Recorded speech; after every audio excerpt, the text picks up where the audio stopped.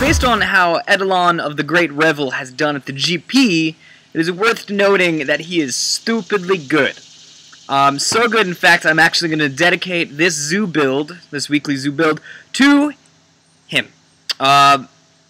Some back history note is that he is actually incredibly good.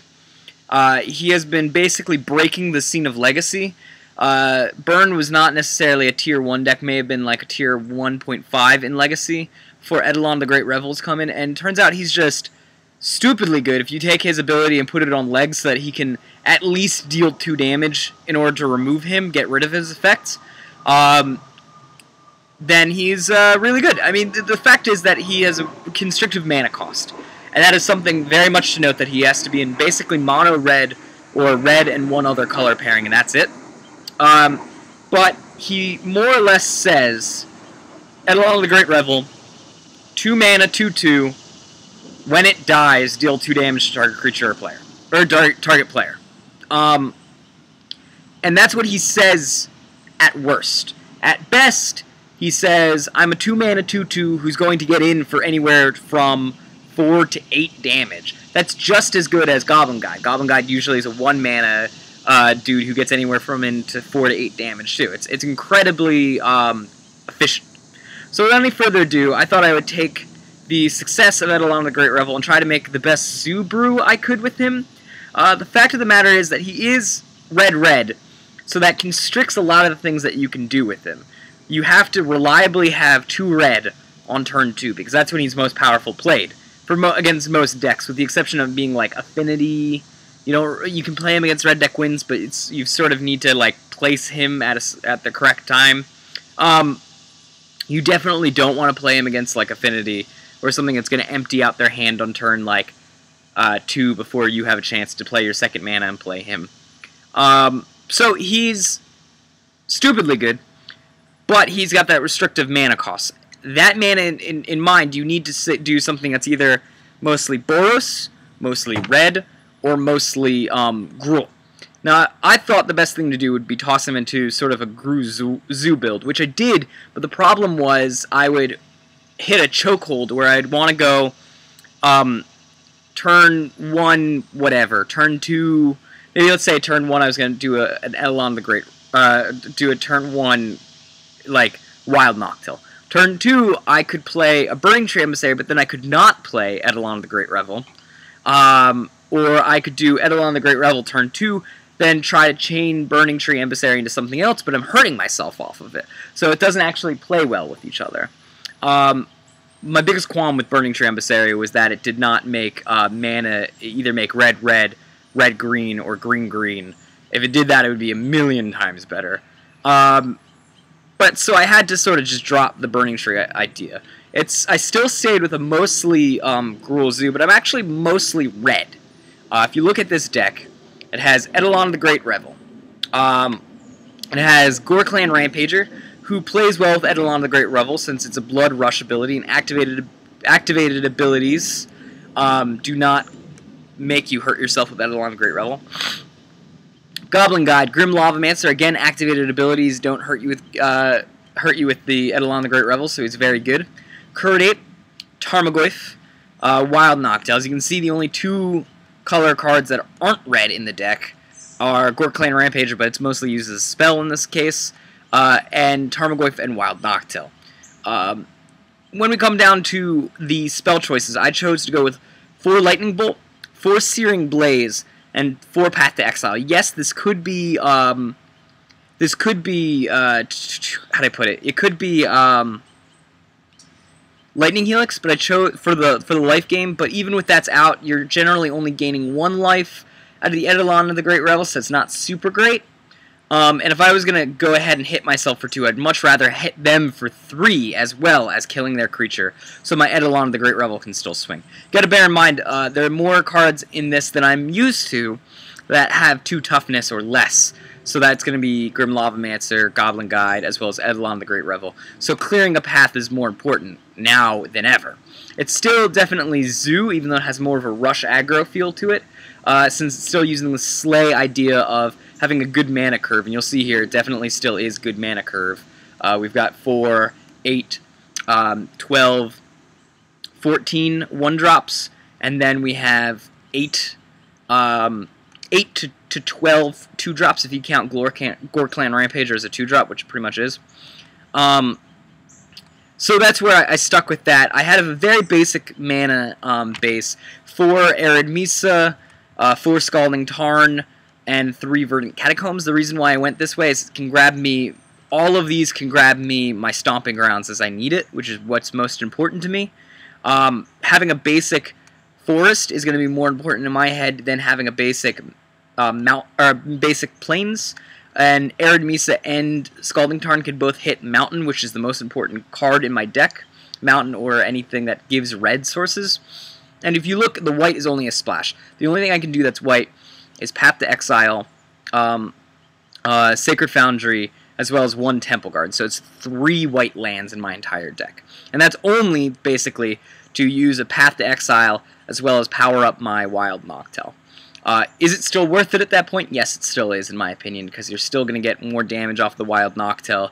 Wild Noctowl not being able to die off of something like Pillar Flame, Magma Spray, Magma Jet, or a Electrolyze is still definitely worth it being there, even if you want to discount its extra point of power that it's going to be able to take out. Moving right along, I end it with Forked Bolt, which is a weird decision.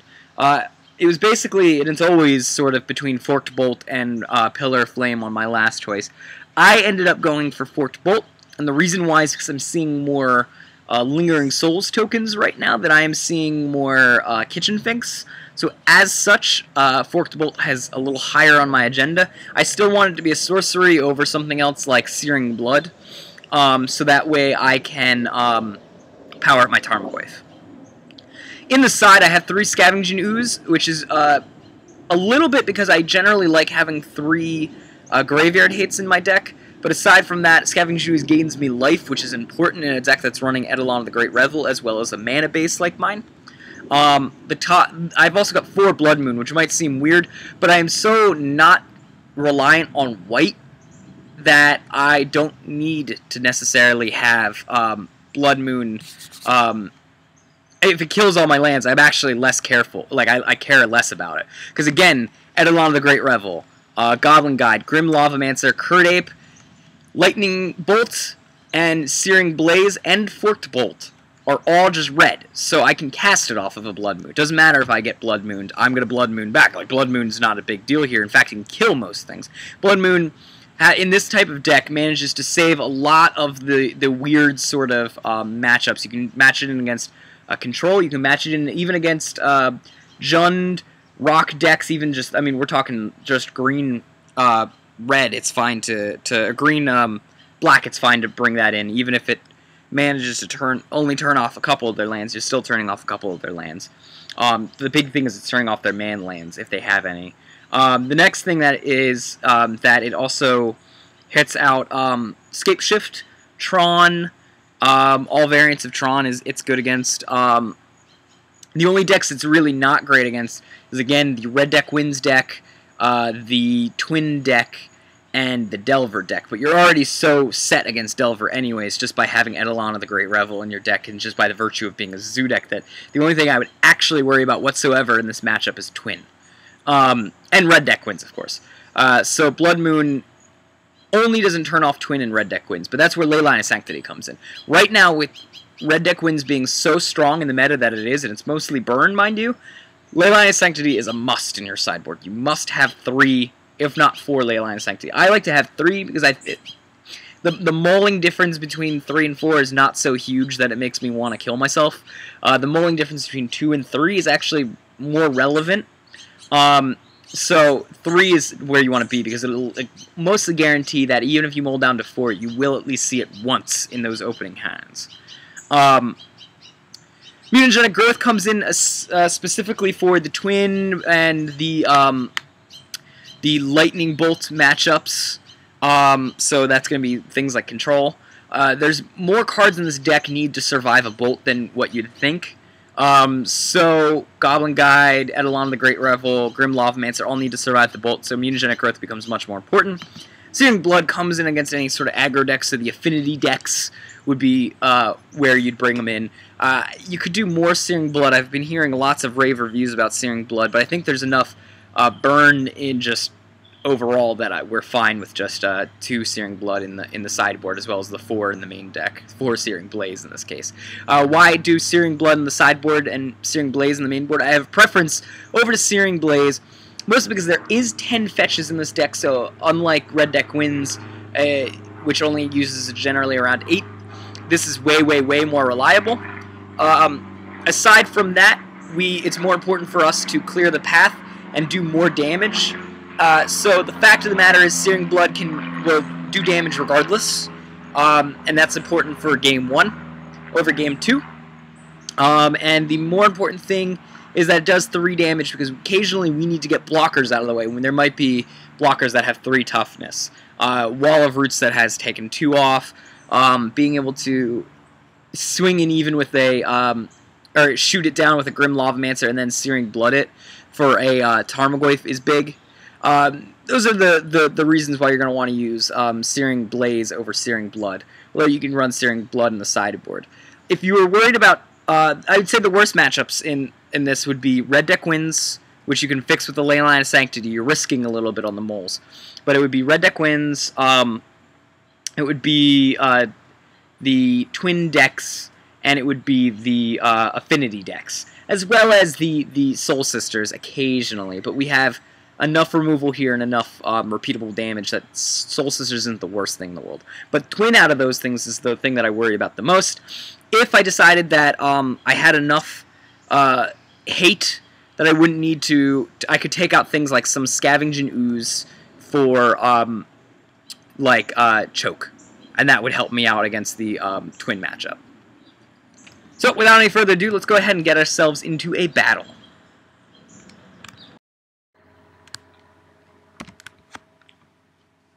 So we got the Eidolon the Great Revel again in this opener, and I've got a turn 1 Lightning Bolt if I want to do something, and I'm also going first, so I'm going to keep it. He moles, it's good for me.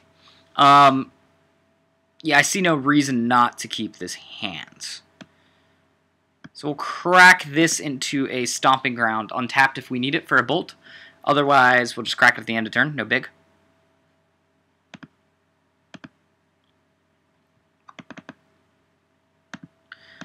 Crack this.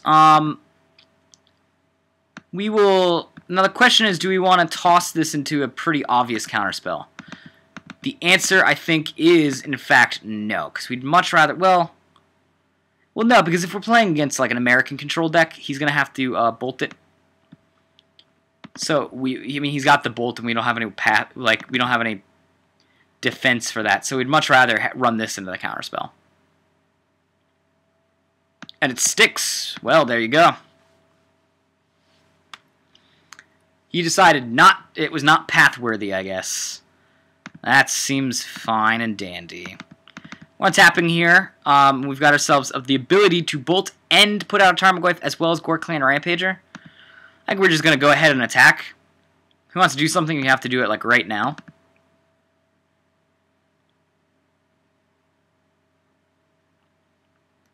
And then we're just going to go Rampager over at this point.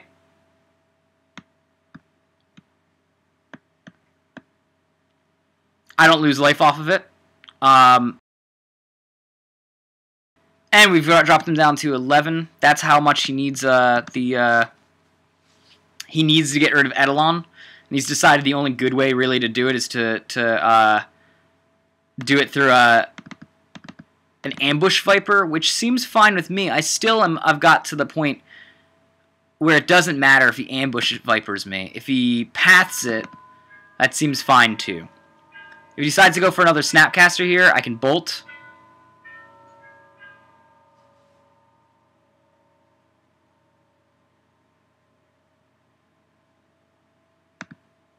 At this point, I'm going to go ahead and put out, I'm so high on my life total, I got no reason not to put out a Tarmogoyf. If he runs into a counterspell, then that's okay, because he loses 2 life off of it anyways. So it evens us out and actually puts him closer to death anyways.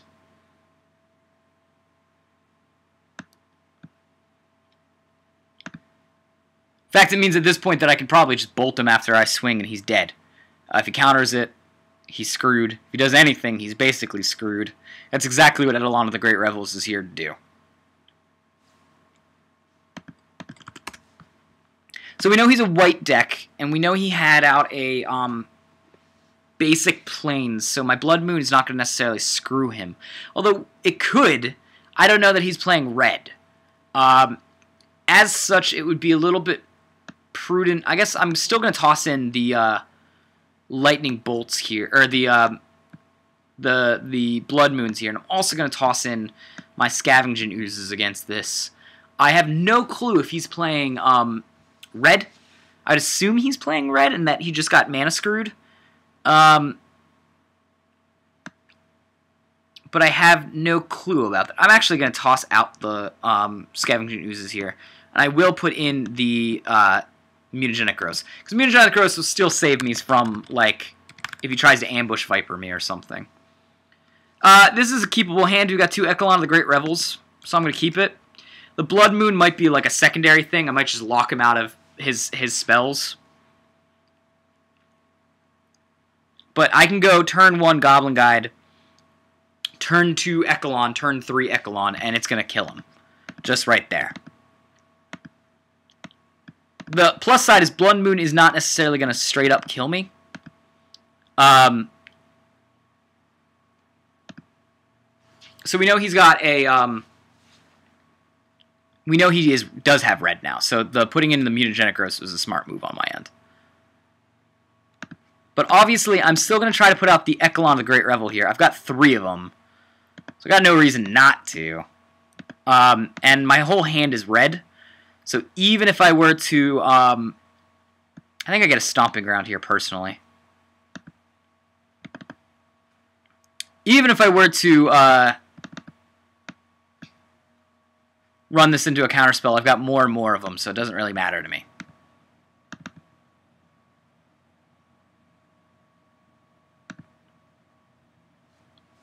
So he's got a bolt, but he's going to be paying an arm and a leg for all this stuff. I also think what I will probably do is I'm probably just going to go ahead and attack straight up now with the Goblin Guide. I know he's got an Electrolyze, and I might be burning a hole in his hand. So I'm just going to attack with the Goblin Guide and see if I can stick in an Eidolon after he tries to Electrolyze it.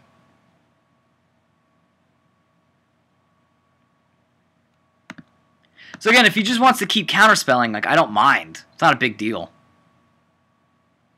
And even if he decides to go for the Electrolyze here, he's going to be hurting himself to do so. And if at any point in time I get myself a land, it doesn't even have to be anything. I cut him completely off of his other colors, and he's screwed, as long as 1 Eidolon still is alive.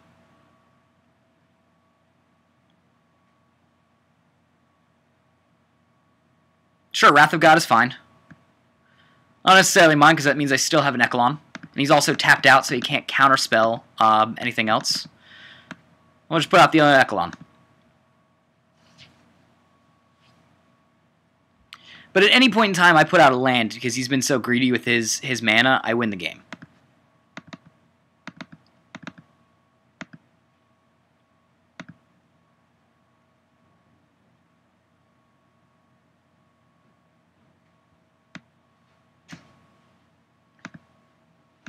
So what we're going to do here, we're going to put down, I suppose we could put down a Curd Ape, because we can, but I think I'm actually going to put down the Tarmogoyf.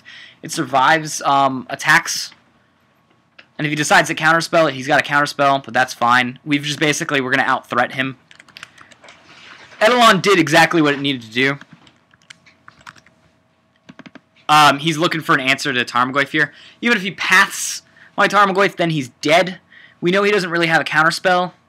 Otherwise, he would have used it on the Tarmogoyf, which means we're pretty fair. I wish I had Mutagenic Growth earlier. It would have been awesome to Mutagenic Growth away the... I'm going to pay the 2 mana. I don't have to worry about it. 6/7.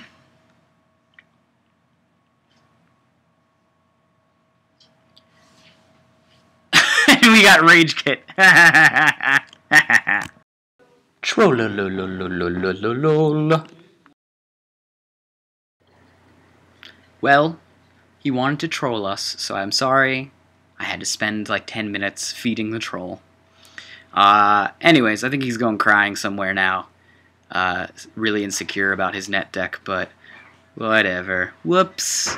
Moving on. This is the best Gruul Zoo deck that I would suggest you play. If you want to play Gruul Zoo, I know I generally do really like the Burning Tree Emissary into things. But the Eidolon of the Great Revels is a stupidly good card, something that you need to be aware of.